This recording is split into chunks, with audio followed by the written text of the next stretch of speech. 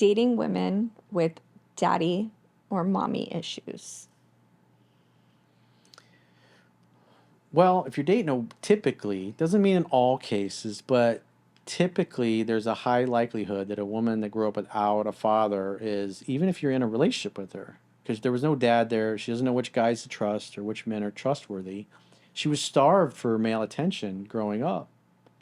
And so anywhere she can get it, whether it's on her Instagram thirst trap or TikTok thirst trap or her beta male orbiters that she hangs out with but doesn't sleep with, she's going to, even if in some of these women, even when they're in relationships, they'll give out their Instagram or they'll give out their phone number and start texting with a dude even though they're supposedly in a relationship.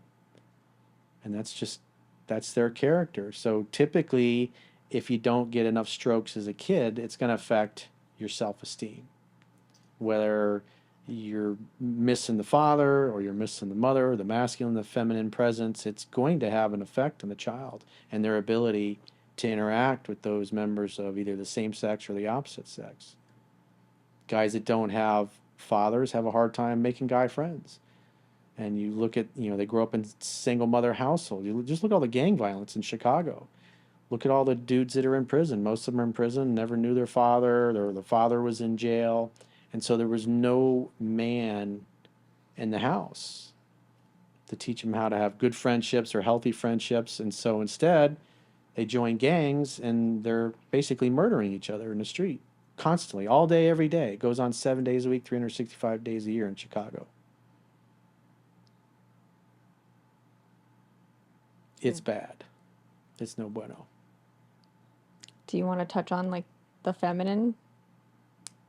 Mommy issues? Mm-hmm.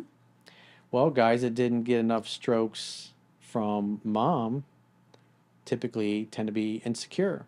Or what happens is they grew up in a single parent household and the mother's been hurt by the men that were in her life. And she's like, my son's going to be a nice boy and he's going to be respectful to women. And so what happens is she turns him into a nice guy pleaser who won't stand up for himself.